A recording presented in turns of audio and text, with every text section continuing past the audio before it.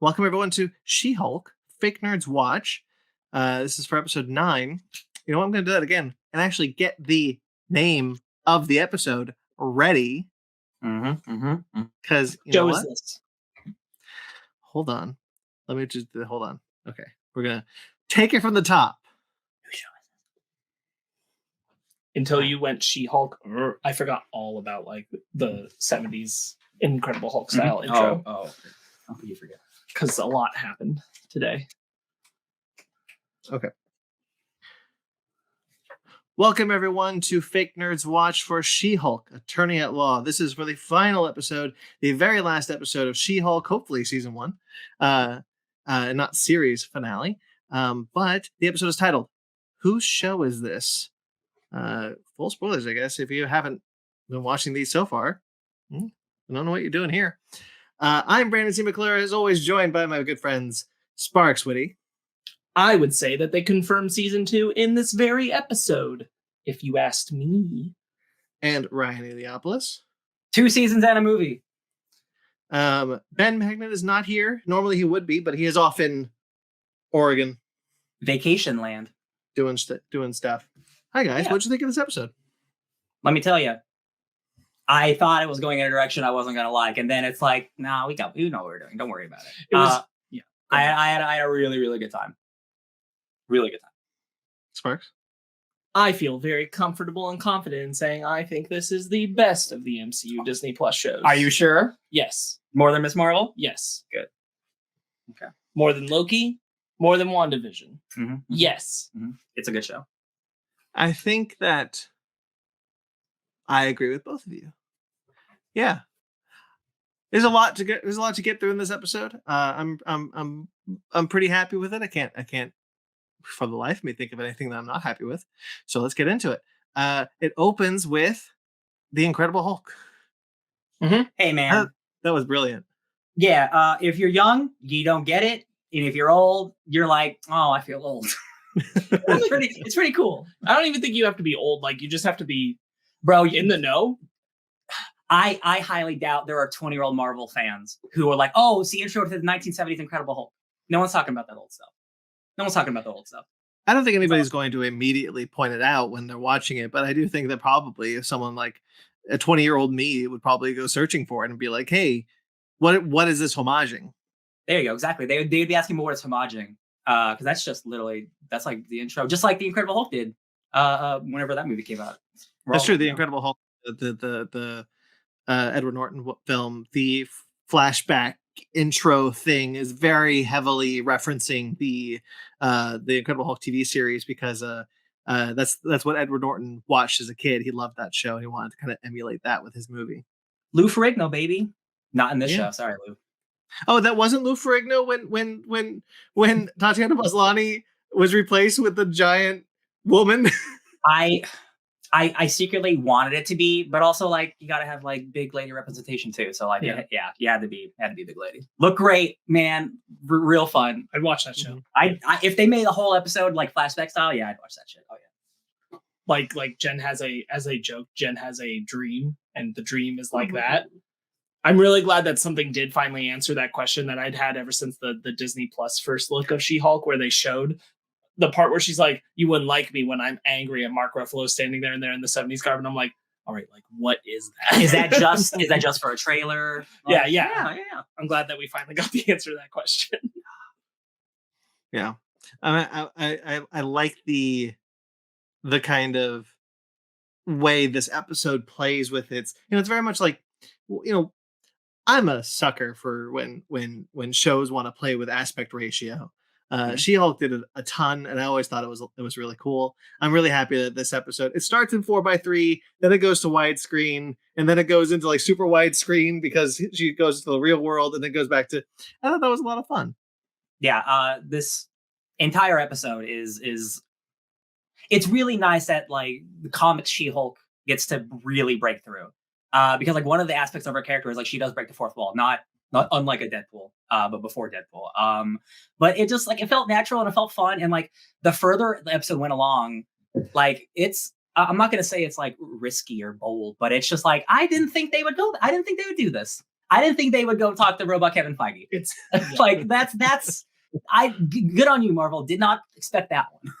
it does stay, like we talked about for the last chunk of episodes, true to the show is for a specific audience, and it does not care about anybody that is not that audience. It's just not going to try. Yeah. Like if you weren't here for what the show was, that's blatantly what Jen says. Like if you weren't here for what the show was really about, the show's finale wasn't going to be the thing for you. Yeah, and going into the finale, you know, intelligentsia, like the big finale, and like, oh, who's the bad guy? It's Todd. He gets hulked out at the exact same time as Jen. I'm going like, is this really what we're doing? God, Yeah. God damn it! Like I didn't like this was the big fear. It's just going to turn to a third act, as Marvel always does. And then Jen's like, yeah, why is this turning into a Marvel third act? I'm like, wait, what? It's really, really fun. And again, having like a great writing team who we get to see in this episode, that must be fun. I hope they got paid extra for that one. See them just get to have fun like this, like a comic book show. I think this is definitely the best TV show Marvel's put out on Disney Plus, 100%.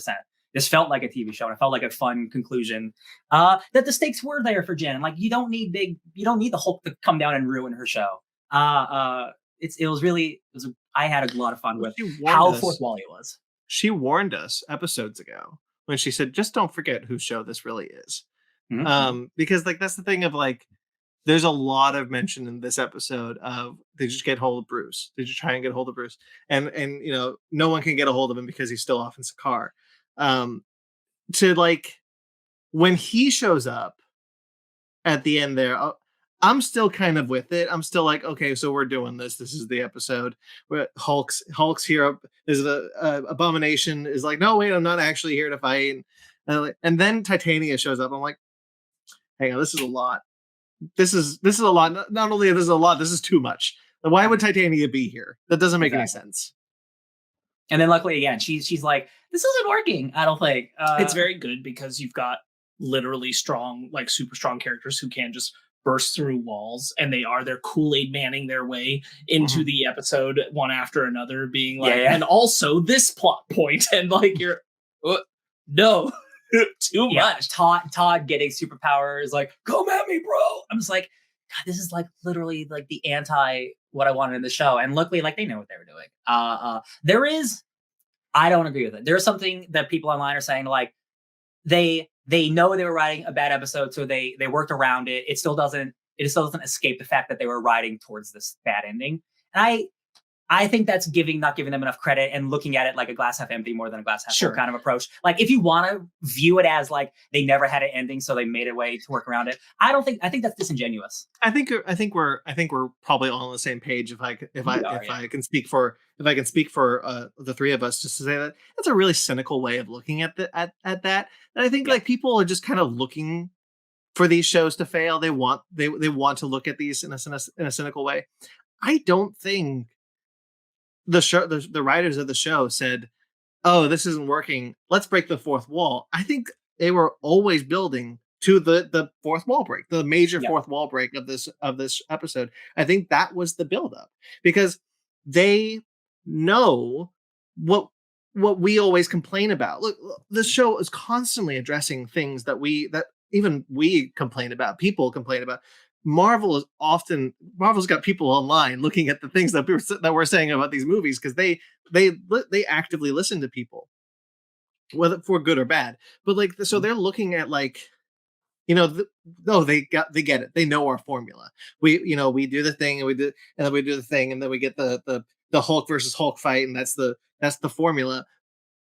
That's not She-Hulk, though. That's not what the She-Hulk show is. It would feel disingenuous to do that. And so I think going into the final episode, the showrunner, the writers of the show knew that would be disingenuous to do that to this show. And so doing it this way was a way to kind of subvert that, because that's all She-Hulk does, right? Yeah.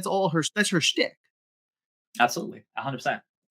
I'll play a little bit of in between ball. Not entirely saying something that I feel, but something I can recognize about it, which is that it is a little bit of, I think this was the goal. I think it's a good execution of the goal of what they were doing, to say like the core of the show was not the typical Like, this was not a Marvel show that was relying on the finale to win you over if you weren't all the way there by doing some big MCU style thing. This was a show that was about Jen coming to terms with being both Jen and She-Hulk. That's what the show was always centered on and always about. And I think they get there, and I think that was a good goal. But I do think, being a little bit of a devil's advocate, I do think that it also gives them the opportunity to maybe sweep quickly under the rug with it a couple of things that they can kind of cop their way out of, specifically Titania. I don't think anything falls under that umbrella more clearly than Titania, where they're just like, and Titania's here, further explaining nothing about her dynamic with She-Hulk in the establishment of this series, and just kind of being a part of the episode because. And I think the marketing of Jamila Jamil herself being excited about the show, which I'm glad she was, hurt it a bit in just feeling like her character was meant to be more of the foil to Jen this season than she was. Mm-hmm. She really has essentially 2 episodes of time out of 9, which I thought she was going to be in much more. Yeah. When all was with said. The amount that, like, and she is to my mind, like, this is still, again, my favorite so far of the MCU Disney Plus shows for sure. I think I can rewatch all of them, and they'll probably all shuffle around. And I think right now, out of all of them, this one will stay at the top, because I think this one knew what it was doing for the most part of its core and got there. But Titania will always be the Achilles heel. Yeah. And doing this episode the way they did allow them to just kind of go like, well, we can hand wave not having to talk about that. Yeah. She has unfortunately always kind of been the problem, like of the show. I would also kind of agree with you on that aspect, Sparkz, and say that, like, again, no slight, I really like what they did in this episode. I also think it was an easy way to tie everything up in a bow, because that's what essentially happens after she goes to see Kevin. Mm-hmm. Yeah, and then the show starts again. Oh, Todd's arrested. Abomination's going back to jail. Where Titania's just there. Cool, we're good. That's the thing, right? Is because at the end, like, the Todd stuff, if you extrapolate away the breaking the fourth wall and meta context, right? Yeah. Deciding to handle Todd, who we now know is Hulk King, and that is canon true, through suing him, works and ends that story. Again, remaining the focus on Jen. Handling Emil Blonsky and the fact that, like, I think that the intention of the character as it's presented is that he thought he was just like being a motivational speaker kind of thing. And he's been using Abomination to earn money and profits to do so, to fund the cult, but not necessarily knowing what they were involved with Jen. Oh yeah, he was just a dude who got hired. Yeah, right. And so like holding him accountable for like breaking his parole and that kind of thing, but not, him being a bad guy towards Jen, that also works for tying that up. Titania is just kind of an afterthought, and she feels like an afterthought. Because she's just hanging out on the side taking pictures. Like, the episode would be fundamentally very little different other than the gag that does work of her bursting through the wall and just feeling like things are compounding and don't make sense, because she doesn't make sense to be part of the story. Yeah. And I think that's where it just feels like, okay, so she's a tacked on thing. Everything else feels like it thematically works, even as we are like going like, we're just quickly like tying that up and taking the focus back to Jen. Great, it all makes sense. Except Titania still feels weird. Yeah, she is like, like the one through line. It's like it wasn't. And she wasn't weaved throughout the story. And I hate to say it, because I really like Jamila Jamil. Yeah. I was excited for her to be in the show. I still hope she's in season 2 and gets more to chew on and actually be like this counterpoint, balance point to Jen. It feels like she's been Titania more on Twitter than she was in S.H.I.E.L.D. Like, I've seen more footage of her on her own Twitter. More of her talking bad about her. I saw a video of her dancing with the wrecking crew at the villa, and I'm like, where were the wrecking crew? I want to see all of them again. Yeah, I think that's true, because we talked about like the first episode ends with Titania showing up, and then the second episode there was the biomarketing of Jamila Jamil went out in her Titania costume and spray painted over She-Hulk posters, and that kind of, and she's not even in that episode. Yeah, it's weird. Or the next one, or the one after that. It's that's the thing, is that like we are now at the end, and I do kind of want to just get to the positives after this, and this is the major negative of the show, is just Titania, they didn't get it. Like she just didn't. And I like the episode. As I say this, it is also the weakest episode of the show, is the wedding episode, and like that feels like that should be the crux of Titania stuff. It is her episode. And you don't get the meat of that relationship out of it. You just don't. She just shows up and beats her up drunk. It's real. and that's sucky. It is sucky. Yeah. And you know what's even a bummer is during that like the fake finale of everyone showing up. If Titania wouldn't have showed up, I bet I wouldn't even have noticed.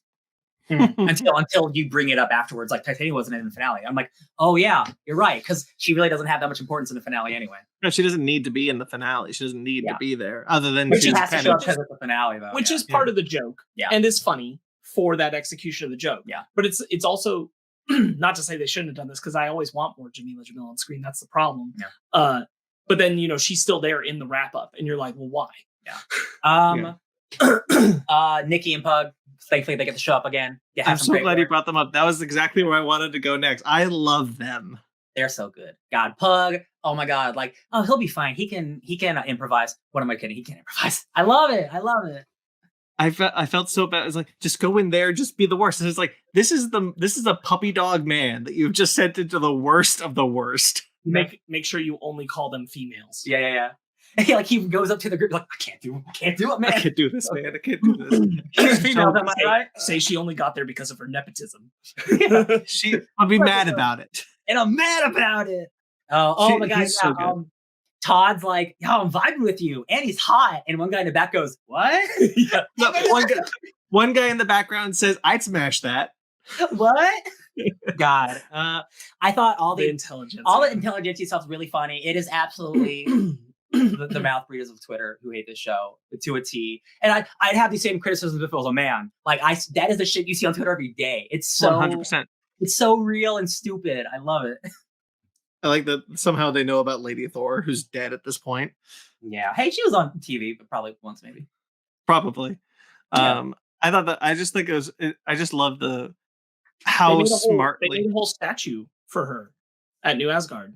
Sure. I just mean, let's say that, like, I love how they have weaved all of the criticism that we see online from these people. And I don't feel like, look, sometimes it can feel forced. I'm not going to lie. Sometimes it can just feel like, look, we're trying to get those guys by just saying what they're saying on screen. You're going to be like, right, that sucks that they keep doing that. But I think what She-Hulk has done is so smartly weaved in their actions, their words, their dialogue, things that we hear constantly in a way that doesn't make it feel, in a way that makes it feel natural, which is a weird thing to say because it is the worst of the worst. Well, right? That's the thing. It feels natural to this world. Like they're in this thing saying things as if they are real people. Yeah. The Batman movie had a similar but much more like dramatic approach of 4chan, of what it is. It's like on the internet, you can find like-minded individuals no matter how shitty you are. And that's the unfortunate thing. We have so many people in the world. There's enough of everyone to get together. And again, like science fiction genre shows are like, hey, we can use that in but it's like, oh, it's against like superheroes, but they're just still the same shitty white dudes. Like no matter where you go in fiction, fantasy, sci-fi, they're all the same shitty people who just don't like being different. I think what the show's able to do, because it exists in the world, is take the concept a step further that you can't one-to-one for those people in reality, which is that a lot of the guys that are there are like Todd, where what I mean specifically is that what they really are is upset that they don't have the power. Yeah. And in the case of the real world, I can't say that's as cleanly a one-to-one. It could be more like they want to write the characters, they want to control the characters, that kind of thing. They're taking our jobs. But in the case of this story, it is very clearly like a lot of them, she doesn't deserve to have power. We are people who are more deserving of power than her. And I'm not just saying that because she's a woman. I'm saying that just because of her as a person. Yeah. And that's the kind of thing that they're driving home. They are chasing specifically the concept of we know better who should have power. And again, the thing of like, she slept around with a couple dudes, so she's a slut. Yeah. Like that. It's the modern era, guys. Come on. Like it's or when they're talking about like, she's not as smart as the Hulk. She's not as strong as the Hulk. She's not like that. Doesn't shut the fuck up. Yeah, they don't. I mean, that's the things we hear online all the time. Yeah. And like, It is unfortunately, yeah, a little too real. But that's again what makes it fun because like at the end of the day, they're losers and they're gonna lose. Sorry, real quickly, but you got me to stumble on my point, which is just to say like it it does suck that it feels real, but it never feels real in a way that's cynical. Like Mhm. it always feels real in a way of look how silly these guys are being. These guys are Yeah. silly. These guys are stupid. Yeah. Don't pay any attention to them. It never quite feels like it like the Batman, to use that example because you brought it up, when they did like the people who like were following the Riddler, that felt real in a way that made me feel shitty, frankly. Like, oh right, these people are out there, they would do Yeah. this. But She-Hulk didn't take that approach. And both approaches are valid, I just want to say, but it's just kind of nice that we had this approach in She-Hulk, and I Yeah. think they handled it well. They're very different tones, and She-Hulk's definitely more the approach of like, you see these people, they suck, and like don't take them seriously. Yeah. Like they can't. These guys can't do what the Batman wants to. They're not the Yeah. same. They're not the same kind of lamos. Right. But I love Pug. I hope we see him again. The whole crew's showing up again. Everybody's got to show up. Bukowski has to show up again. We got to. Yeah, have, I really doubt that even there's no world where I see no second season for this show. Because I don't believe that the audience attention would be low enough that they wouldn't think they should do a second season. And its positive responses are so positive. There's so many people who are outweighing those who have been dissenters against the show, who are saying like this is at least something of real connective substance with the MCU Disney Plus shows, which a lot of them have struggled to do. Honestly, the past 3 that have come out, Miss Marvel, Werewolf by Night, and She-Hulk, are all like some of the lowest ratings, and it's a bummer because they're all the best things that have come out, which is it's kind of shocking. But you know what? I'm kind of okay with that. I want Marvel to constantly be I want this type of Marvel, the good Marvel, the kind of like we're out the upswing of the learning curve Marvel, to always get the good ratings. But as Sparkz mentions a lot, rightfully so, this isn't for everyone. Yeah. Werewolf by Night isn't for everyone. You know, these projects aren't trying to hit the 4 quadrants that that a Moon Knight, quite frankly, tried to do, or that a WandaVision or a Falcon and Winter Soldier, all those try to do. And I think they're the better for it.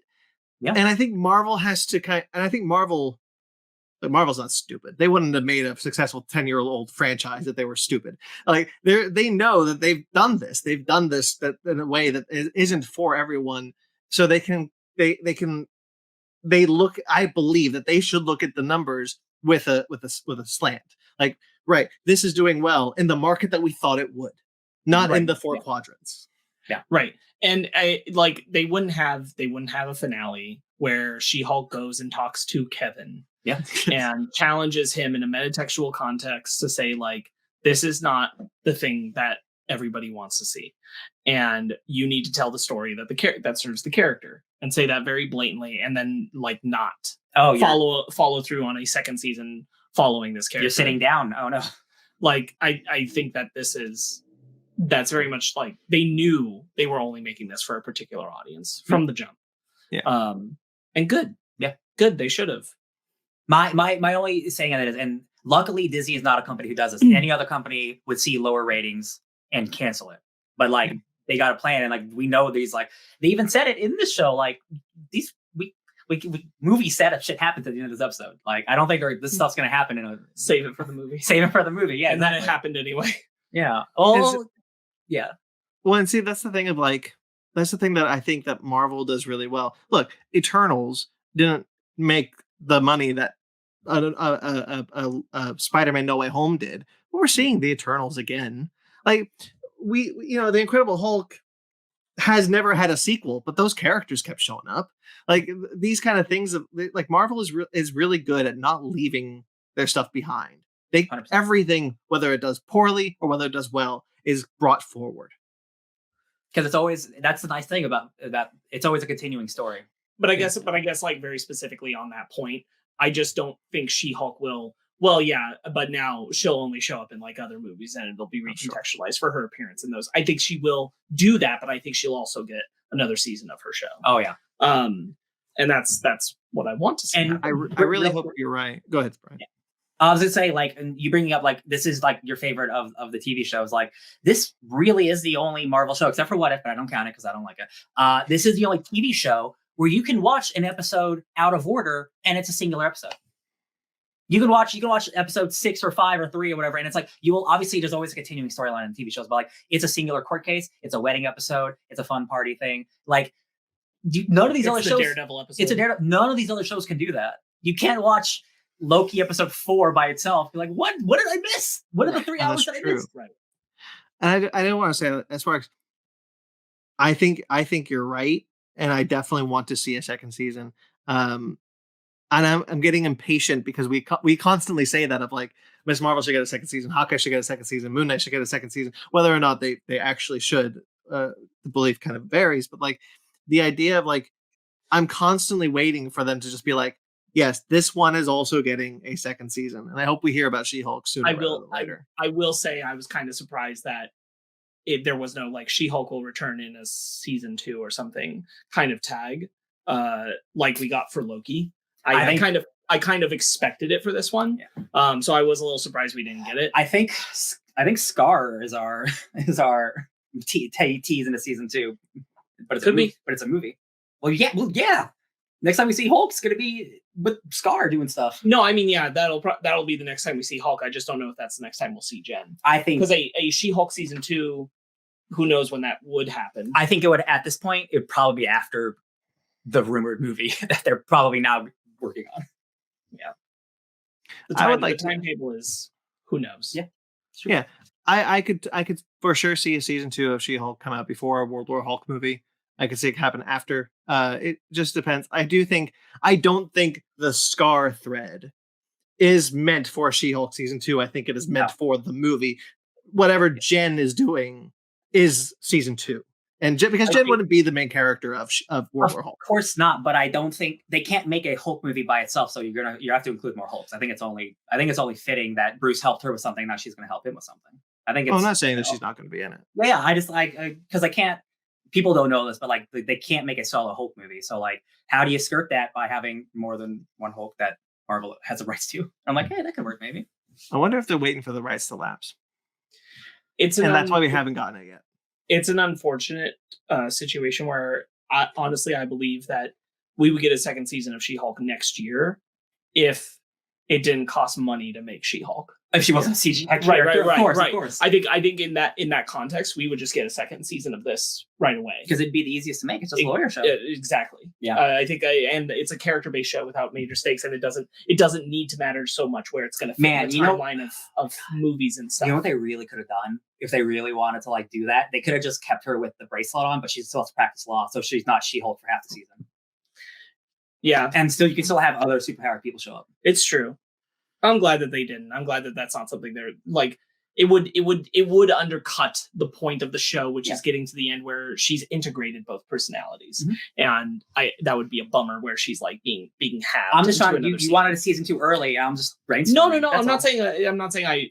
Of course, I want season 2. But like, I think left to the freedom of non-budgetary CGI, we would get it very quickly. But I think it will be a longer time than they even wish they could necessarily. So a lot of people are reporting this. I'm not going to say this is true. I'm not going to say this is like 100%, but supposedly Marvel gets the distribution rights to Hulk back next year. That sounds like World War Hulk time, baby. So yeah, that'd be exciting. It'd be really nice to have a Hulk movie again. Yeah. It definitely seems like the world, the planets are aligning for Hulk to finally come back to the embraces of Marvel, which will be really sweet. I'm very glad that the leader wasn't a part of this at all. I mean, to all the hypothesizing, like we were saying last time, we didn't know exactly what we wanted out of this finale, but like this was more or less what I would have wanted, is something that brought it back to focus on Jen. Yeah, definitely. I remember like last week, or whenever we did the last fake news watch, speculating with Ben, like, yeah, the DOD stuff's gonna take up like probably a lot of the episode. She's gonna be fighting all them.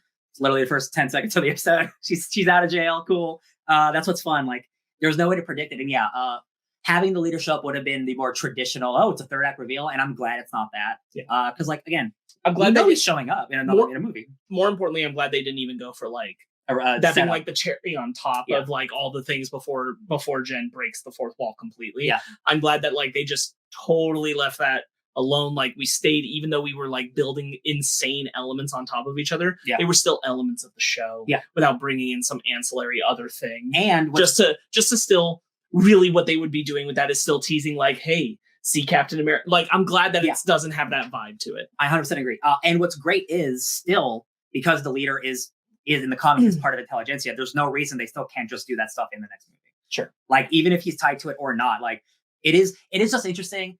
Like when you include somebody from a thing and they're not in the thing, like it's fine. If they did show up in New World Order, that would make sense because they are a gross information network. Yeah. That he could utilize. But again, yeah, I'm super happy that it was just stupid Todd. I think it's very funny to have a show that like not the whole show, but like pieces of it will build up this like, oh no, someone will get her blood. Oh no, a big needle to get her blood. Oh no, they got her blood. And then get to the finale and it's like, we're just not doing that. Like, Doesn't matter. Don't forget that. That was a bad idea. That's not the story. They even say it in the writers' room. It's like, what are we doing with the blood thing? It's like, that's what we're supposed to do. It's like, really? Which is suspiciously like super soldier serum again. And again, like, you know, it was one of those things where like, to me, if I wanted to get like very nerdy about it, I was like, the moment that Todd's grabbing the needle, I'm like, so he's going to die, right? Like that's what would happen in like, supposedly other people like just that kind of raw straight gamma blood into them synthesized. They're not banners or that kind of thing. I'm happy that it's just like don't do that. Yeah, just don't worry about it. I mentioned earlier, but it was really cool again seeing the writers' room, seeing everyone who's actually writers. I recognize Cody Ziegler, who is a great comic writer, Zeb Wells, great comic writer, Jessica Gao, obviously showrunner writer. A lot of fun. Walking in Disney, walking through Marvel, those are all real Marvel employees. That's the actual like secretary or whatever. Like whatever. Like that's all real fun. Like I just like her breaking through the Disney Plus screen. Like that's just come on. That's just comic books. When it happened, Oreo, my cat, had just jumped up onto the couch, and then the Disney Plus homepage for Marvel showed up, and Zara goes, "Oreo, what'd you do?" They got her, and I was like, "Oh, that's." Because I was kind of figuring, because I was like, no buttons had been pushed, so like this has got to be part of the show, right? And then why can't people just have happy endings? And then just like Daredevil shows up and he missed everything, but it's okay. He can stay for dinner. I smashed both walls and meta narratives and Matt Murdock. So sometimes we make a joke on here about how Kevin Feige lives in a bunker, mapping out the MCU. And comes out only to do interviews. I was very happy to see a similar thing happen in this show. I was it was hysterically laughing because he was behind Kevin was behind a kind of bunker-esque walls in Marvel Studios. I'm really glad they went about it the way they did, because like the moment that she said, I'm going to talk to Kevin directly, I was like, man, we're finally here. Kevin Feige found a way to put himself in these movies. Be Kevin Feige. We're finally here. He's a vocal enough personality. Here we are. And then to get the robot machine, I was like, all right. You mentioned it. You brought it up. You saw it, but he's wearing a hat. He's got his ball. He's wearing like a hat. And it's really fun because like this dude runs a company. He knows what movies he makes. I'm sure he recognizes some of them haven't been great. It's really it's really nice that he's like, we do a formula and they're all near perfect. I'm like, you're in on the joke. Like, it's really nice that you can make fun of yourself. Like, I just think all this works so well. And again, it's like, it fits so well with the character, and she looks so good, and she's in that suit that looks good, which is really nice. There's so much cynicism online towards Marvel Studios because of the impact, good or bad, they've had on the studio system. And I don't want to talk about that today, but I do want to mention that I don't think it's fair to put that all on Kevin Feige because truthfully, I don't think Kevin Feige's a bad guy. No, I think he's a good guy who understands the kind of movies he's making, knows how to take a joke, and is willing to kind of sign off on these, frankly, multiple jokes at his expense. And I think that's pretty cool. He's done this job long enough. We're like, yeah, like he's got a sense of humor about it. Like you make so many projects, they can't all be winners. And it's like you don't have to recognize your own failures. But like it is like almost like cathartic. Like he knows. Oh, like he's trying. He is trying, guys. It's not like he does this on purpose. Or even just the studios itself acknowledging, like, all right, like I've mentioned it before when we've talked about this. Like this was going to be a growing phase. Doing these Disney Plus TV shows, doing it alongside all these movies, these are big changes for Marvel Studios and having to adjust how they do things. And I feel like this was an open and acknowledgement of, hey, it hasn't all gone the way we wish it had. Mm-hmm. Yeah. Whether that was the audience response or what they were able to execute on the show because of the pandemic or things like that, like whatever way you want to look at it, they can kind of go, it's not all going the way we wish it was. Mm-hmm. And, we hear it and we want to try different things and try and improve. And real quick, talking about bring up like Kevin Feige's not a bad guy. He's not the one who made these Marvel movies the way they are. We are. We supported every single Marvel movie for so many years until he's like, well, you guys like the ways these are, so let's keep making those the same way. It took years until people realized like, oh, there's a quote unquote formula. Like he's just doing what we wanted, quote unquote. It took until many movies later, it's like, hey, slow it down, chill out, relax, delay your movies a little bit. But like every movie makes like $1 billion. Maybe push Secret Wars back another year, maybe another 3. Yeah. It'll happen. That's fine. I believe it. But like, we're as much to blame as he is because we keep supporting him. Yeah, we talk about it a lot about just like, I admire Kevin Feige. The guy was a true blue comic book nerd and was just like, I want to see the characters I read on the big screen, and he did it. And it took a lot. And now he's producing far more projects than he ever had. And I think what? More than he needs to. More than he needs to. And I think he's just kind of, I don't think he wrote his dialogue, but I think what Jessica Gao did was Jessica Gao knew that she could get away with a lot at this point. At this point in phase 4, we are now at the end of phase 4. We're close to the end of phase 4. And Jessica Gao realized I could probably get away with some stuff. And she wrote a script, and Kevin Feige said, yeah, this is funny. Let's do it. Yeah. This is definitely the one assembled that I'm most interested in seeing, because I really hope it goes into like some of the behind the scenes stuff. I really hope they talk about the development of Kevin, because because I love when they're just like, well, Kevin makes those decisions. I'm going to talk to Kevin. You can't talk to Kevin. I would murder you for Kevin. I hope Kevin hosts it.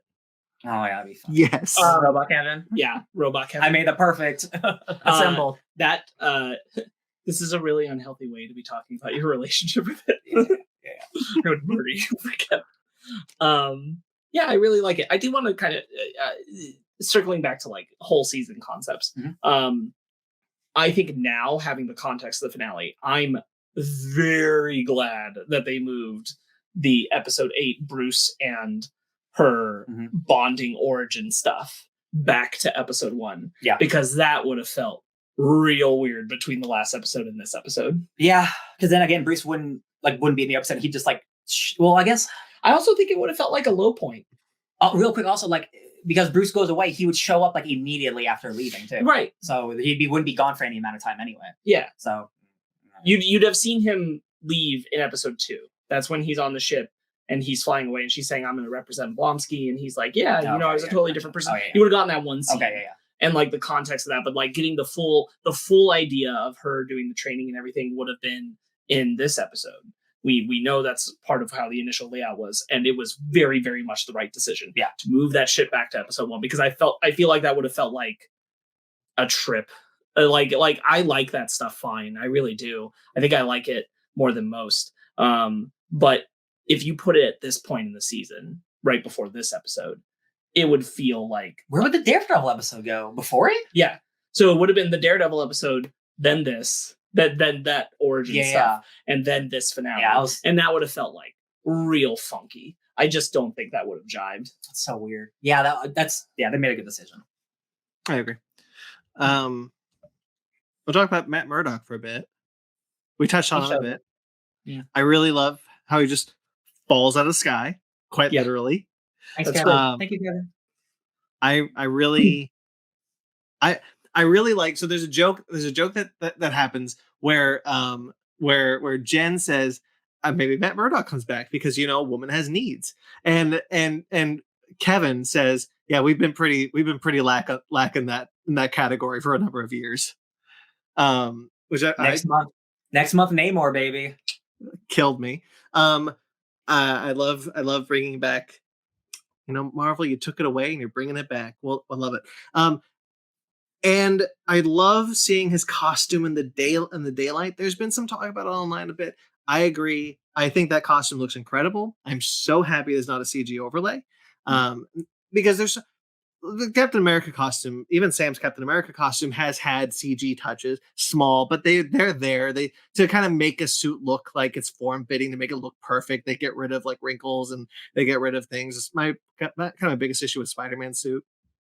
And I'm really happy to see that, like, yeah, no, it's form fitting, but like it puffs up here or like wrinkles there, and I'm really happy they kept all that in because I think it looks incredible. And the helmet is real. I didn't mention in the last episode we had Matt Murdock, but the helmet, like, it actually comes off and it's real and he holds it. I was like, man, I'm so excited to see to see that suit. You'd have to imagine that, like, if they'd suggested anything less, he would have been like, "Why? Yeah. I got it because I wore it in Daredevil. Like, I've already done it. Let me do it again. Show. Like, why would I? Yeah. Why would I not wear it? Not 9 times out of 10. I would almost say 10 out of 10. A dude in a suit will look better. Yeah. A dude in a suit will always look better because he's always there, no matter what. And I really like that Matt Murdock is there. I really love the scene at the end where Matt's being interviewed by Jen's parents. I think that's an incredible scene. It's exactly what. They were just missing Coronas. They were just missing Coronas. He comes with the sun. Come on, man! It's Fast and Furious. I want you all to meet somebody.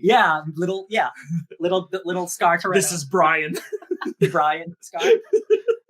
I find it very funny that Bruce went to that. I find it very funny that family has a Hulk in the family. Like 2 Hulks, but like one that's just always constantly a Hulk. Like that those people are related to a guy that is just constantly looking like Hulk. He chose that life. He didn't have to be always Hulk. He chose that life for himself. I can very much imagine, like, I can believe, like, Infinite, like the Hulk we meet in Endgame, like a decent chunk of the time before we get to Endgame, like, he's just going around, like, doing chores at their house, like helping clean some things up, like being a bother. Like, I don't need your help right now. I'll call you. Okay, I'm around. I'm around if you need me. Because if we're reconnect with my roots, because it's funny to me because, like, if we're thinking about the fact that most likely elements of the Ang Lee Hulk film are canon, Bruce Banner's parents are not around. His dad's still an evil prick. He's their nephew who's just like hanging out constantly with this family. I think that's great. Jed, the Injedible Hulk. I love the possibility that Jen will show up in Daredevil Born Again. That could be fun. I think that would just be... Man, 16, how many episodes? 18? That's so many episodes. Double the order of this one. Come on. You gotta have some soups show up. I'd really be happy to see Tatiana Maslany show up in that show because it does sound like they maybe they want to give a relationship a try. I've seen people on Twitter be like, okay, yeah, but like, how does Matt go back to Karen or Elektra after this? Man, yeah, it's pretty rough. I'm just so happy we live in a world where this morning I watched a scene of Charlie Cox sitting next to She-Hulk, and Bruce showed up, and she let him know, like, oh, it's my cousin Bruce, and Daredevil met the Hulk. That happened this For morning the second time in the live action. MCU. Thank God. It's amazing. We're it's good times, and then Hulk shows up in a Hawaiian shirt with his kid. And Doesn't say Scar. anything. Scar. Scar. So that's cool. Either he's fleeing or Apparently a known actor. I forget what he's from. So he's in Stargirl. Right. That's what he's from. But he doesn't say any lines because I assumed they were going to wait to hire somebody famous. But I guess they got someone, or they're probably going to recast because that's what happened to Cassie Lang. It's just really exciting because no matter what they do, we know they're doing stuff with the Hulk in the future, whatever it is, and that is really nice because, like, again, Brandon, you bring it up like all the time. Like, Hulk's been developed off screen for the last many years. Everything that happens to him has been off screen. Can we please just get him in a movie where shit happens to him? That'd be really nice. That's why I was really excited. That's why I was really excited for She-Hulk. Like, you're right. I do bring it up all the time because Sparkz is the one who actually pointed it out to me. Like, all of Hulk's development happens off screen. His character development, and I get it, but Hulk has always kind of existed in this weird place in the MCU because he can only show up in other people's movies. He can only be a support.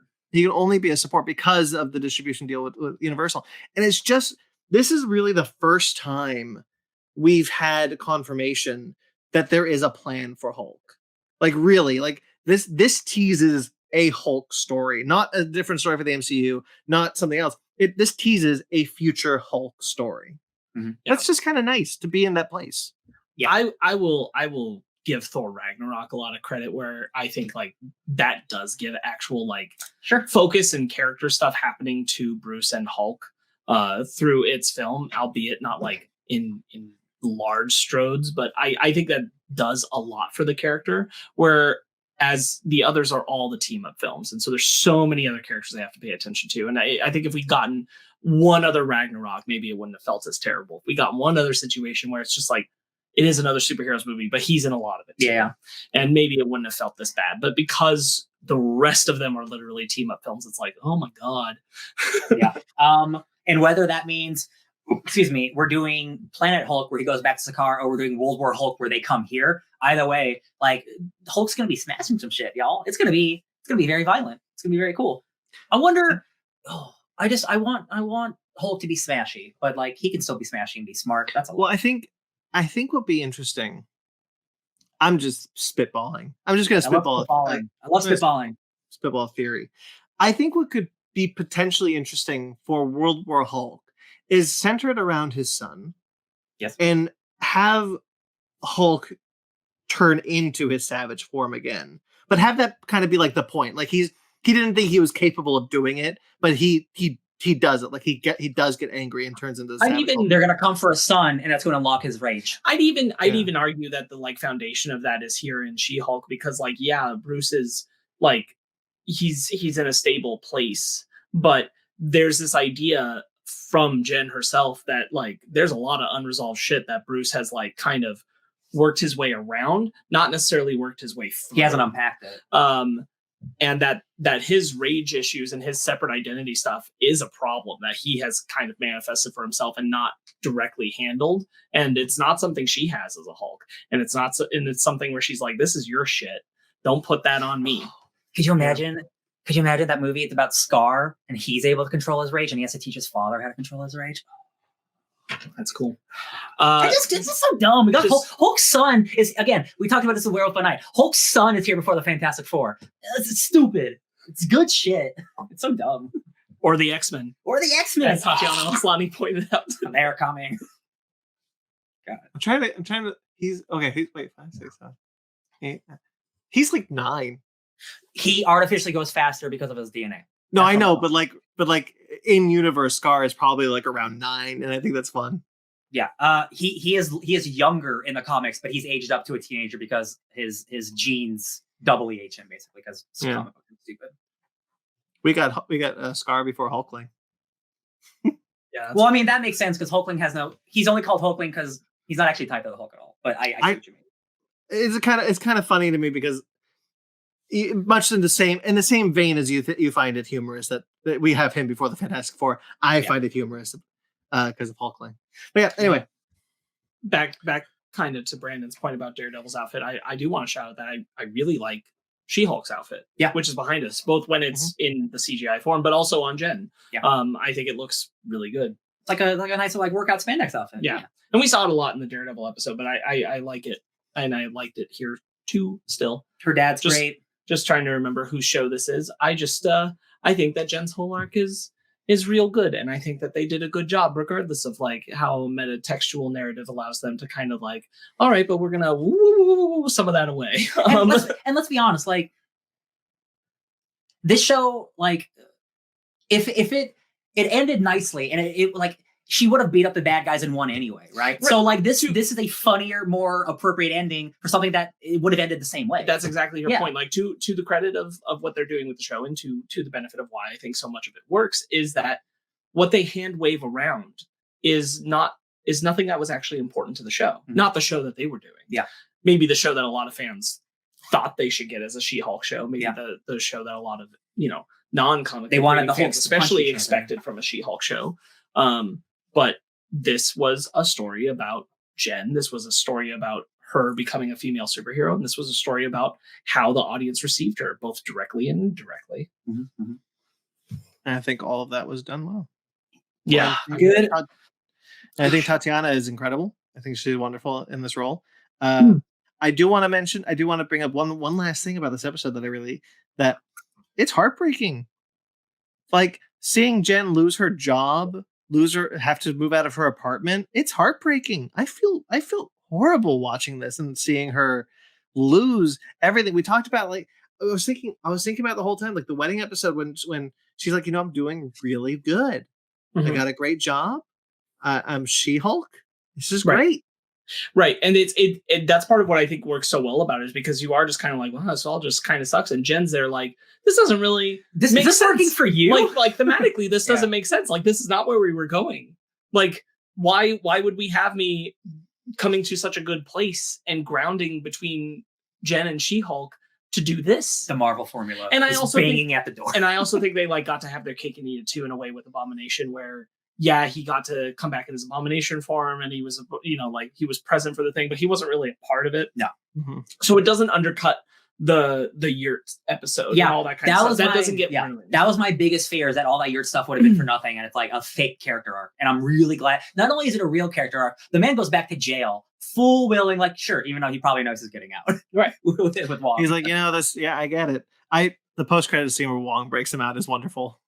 It absolutely does also appear that, like, he's just gonna live with him now. He's like, what's the Wi-Fi? He's gonna live. Could you imagine he becomes like an Abomination magician? He's got to show up somewhere. Big hands doing this. I really like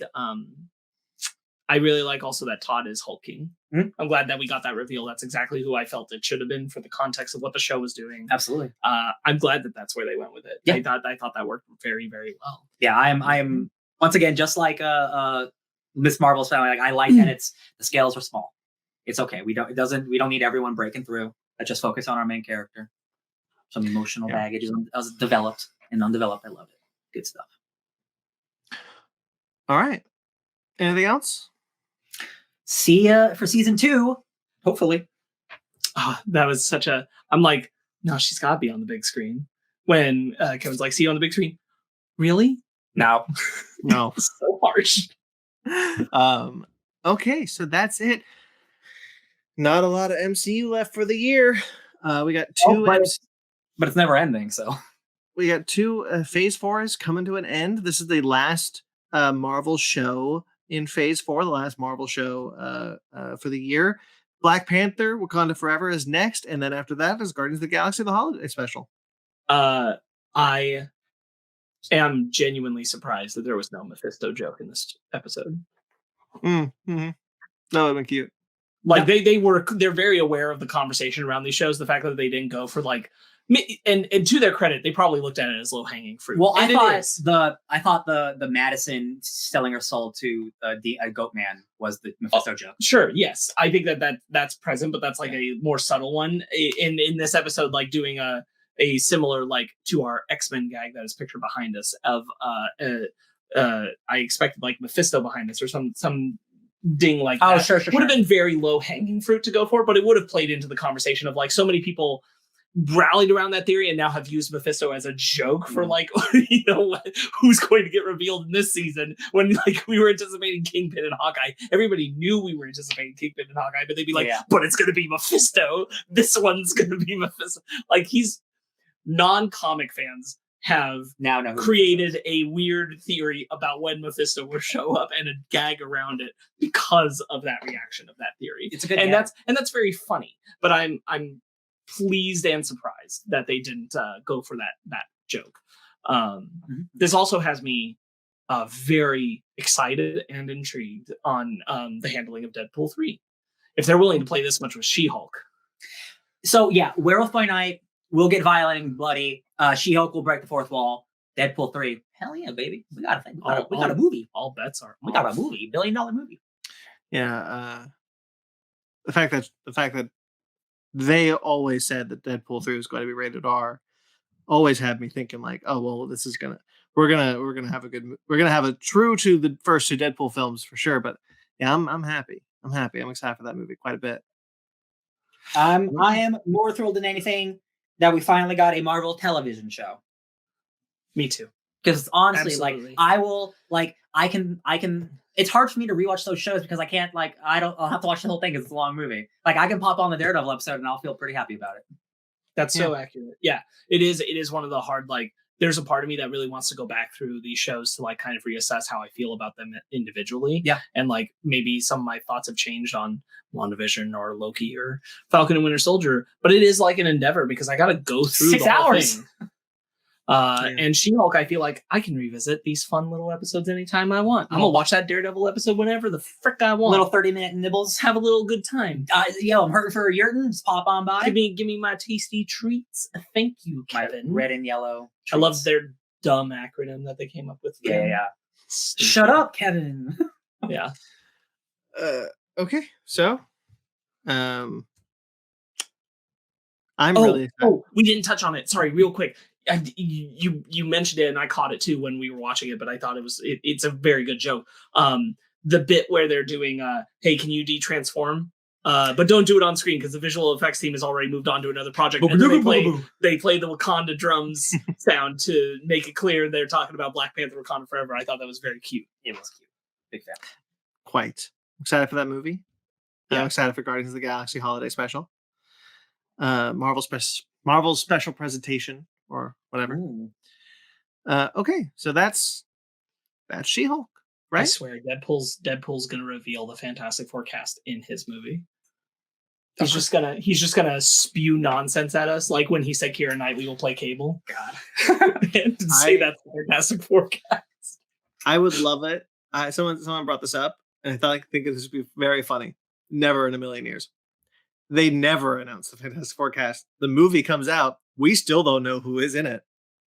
Just blackout faces. Just like, no, it's like unknown people. Just unknown people. We've never seen these people before. John from Home Depot down the street. They're just not that good at keeping secrets. No, there's a leak at Marvel Studios right now that I'm surprised at. Actually, they got to lock that down. Even if there wasn't, so like they don't have it on lock. Yeah. Well, the internet, man. Real quick, does USB something, you steal shit. Cyber data. Cyber hacking. Okay, so that's anything more? No, sorry. It was just a last thought, I guess. Okay. I'm really pleased with the show. I'm just really happy. I'm really happy to be happy about it fully without like any real, again, Titania, but like that's a really minor bump. Yeah, I agree. Love the show. Happy we have it. All right. So that's it. That's She-Hulk. That's Fake Nerds Watch for She-Hulk. There'll be no more She-Hulk for now. But there's plenty more Fake Nerds Watches to come. Lord of the Rings and Andor for sure. We'll keep going with. There's only one. We'll do one more Lord of the Rings because 4 episodes. We chunked them in 4. The finale is tonight, actually. As we're recording this, the finale is already happening. Whoop whoop. Also, House of the Dragon will be ending soon, and I will be talking about that with whoever's there. That's true. House of the Dragon. So stay tuned for all of those excellent Fake Nerds Watches for those excellent shows. Cool. You can check out, of course, if you like this video and you subscribe to this channel, you can check out all sorts of other Fake Nerds watches. If you liked us talking about She-Hulk, why don't you go check out the other Fake Nerds watches that we've done for the other Marvel shows? We've done them all. You go check those out. Those are all there. There's plenty more Fake Nerds watches for plenty more shows that you can check out if you'd like. Basement Arcade, which is our Let's Play series. Get ready for some Basement Arcade coming soon. Some Spooktobers Basement Arcades happening soon. So get ready to watch Ben get spooked. A little bit of spooks. And Basement Arcade Pause Menu, Ben's a video game discussion series. I'm sure he'll have plenty to talk about on that show when he comes back from his convention that he's in Oregon. You guys are probably coming up on another quarterly that you probably want to do, or half-yearly or something. Yep, you're correct. It's true. And then Animation Station and Fake Nerd Book Club are also shows you can find on this channel. Again, like this video and subscribe to this channel. You can also check out our mothership show, Fake Nerd Podcast, which goes live every Sunday. Last Sunday, we talked about Werewolf by Night, another Marvel show we all quite enjoyed. You can check that out now. And coming up, or having just happened, is Halloween Ends. The latest and potentially final entry in the Halloween franchise. The latest. Let's be honest. Potentially final. The final of the Gordon Green. The final of this trilogy. Probably. Yeah. Yes. Yeah. Halloween Ends, so stay tuned for that. Of course, we go live every Sunday to various times. So make sure you want to click on that bell icon to get notified when that happens. Fake Nerd Podcast and all the social medias. fakenerdguys@gmail.com. I'm BT McClure on Instagram and Twitter. Of course, you can find by the way, links. There's links in the description to our website. Support us financially if you'd like on the Patreon on the TeePublic, linked below. But I'm at BT McClure on Instagram and Twitter. I also write for Screen Rant, Atomic Geekdom, and KaijuRamaMedia.com. Sparkz? You can find me sitting on the floor making my requests to Kevin at Sparkz Witty on Instagram and Twitter, SPARKZ Witty. Ryan? You could find me just being the most patient of X-Men fans at DJ Tony Snark 616. Of course, you can find Ben Magnet at BenMagnet27, and you can find his writings at Old School Gamer Magazine, Fusion Gaming Magazine, and GoNintendo.com. All right, This is the last MCU show of the year. Yeah. I am glad that we went out on a high. Me too. Me too. All right, guys, until next time you see us, again, like this video, subscribe to our channel. Until next time you see us, stay fake nerds.